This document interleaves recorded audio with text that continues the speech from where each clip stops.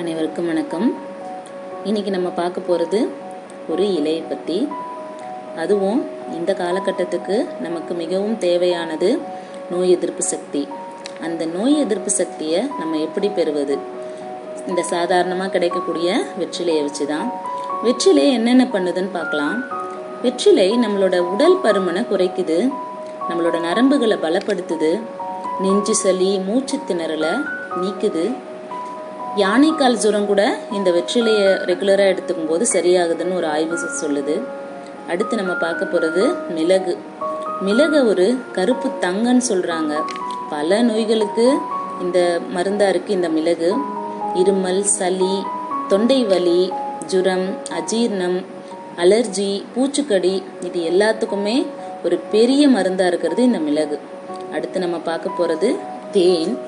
தேன் நம்மளோட உடம்புல இருக்க கொலஸ்ட்ராலோட அளவை குறைக்குது. அதே நேரத்தில் ரத்தத்தில் இருக்க சுகர் லெவலையும் சீராக்குது. இதய நோய், உறக்கமின்மை, வயிறு உபசம், வாயு தொல்லை, சோம்பல் போன்ற எல்லாத்தையும் நீக்கி நம்ம உடம்ப சுறுசுறுப்பாக வச்சுக்கிறதுக்கு உதவுது. இந்த மூன்றையும் பயன்படுத்தி தான் ஒரு எளிமையான வீட்டு குறிப்பு பார்க்க போகிறோம். குறிப்புக்கு போகலாம். இதுக்கு என்னென்ன தேவைன்னு நம்ம இப்போ பார்த்துடலாம். முதல்ல இதுக்கு தேவையானது வெற்றிலை. வெற்றிலையை வாங்கி நல்லா அதை வாஷ் பண்ணி எடுத்து வச்சுக்கோங்க. அடுத்து நமக்கு தேவையானது மிளகு.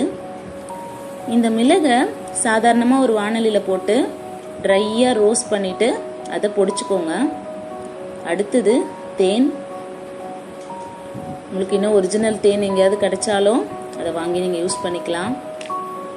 இந்த மிளகை இப்போ பொடிச்சிடலாம்.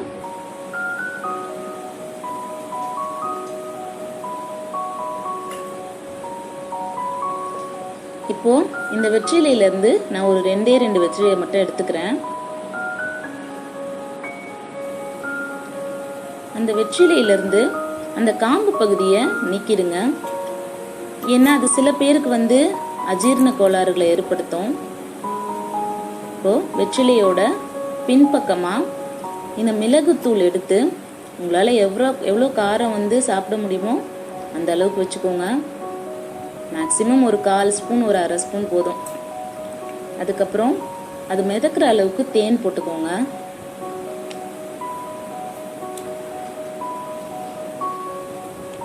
இன்றைக்கும் எங்கள் வீட்டில் யாருக்காச்சும் சளி பிடிச்சாலோ இல்லை கோல்டு எஃபெக்ட் ஆனாலோ தொண்டை கரகரப்பு இருந்தாலோ இதை தான் நாங்கள் பண்ணுறோம். உண்மையிலே எஃபெக்டிவாக இருக்குது. அதனால தான் எல்லாருக்கும் பகிரலான்னு இந்த குறிப்பை நாங்கள் போடுறோம். இது நல்லா கையால் குழச்சிக்கோங்க. குழச்சிட்டு இதே மாதிரி மடிச்சுக்கோங்க. இலையை நல்லா கவர் பண்ணிவிடுங்க. குழந்தைங்களுக்கு கூட கொடுக்கலாம், பயம் கிடையாது. குழந்தைங்களுக்கு ஒரே ஒரு வெற்றிலையை மட்டும் யூஸ் பண்ணுங்கள். இந்த மாதிரி மடித்து இதை நல்லா வெறும் வயிற்றில் சாப்பிடுங்க. அது ரொம்ப முக்கியமானது. சாப்பிட்டுட்டு ஒரு 1/2 கிளாஸ் வெந்நீர் குடிச்சிருங்க. குடித்த உடனே உங்களுக்கு நல்ல ரிலீஃப் தெரியும். இந்த குறிப்பு உங்களுக்கு ரொம்ப பிடிச்சிருந்ததுன்னா ஒரு லைக் பண்ணுங்கள். நன்றி.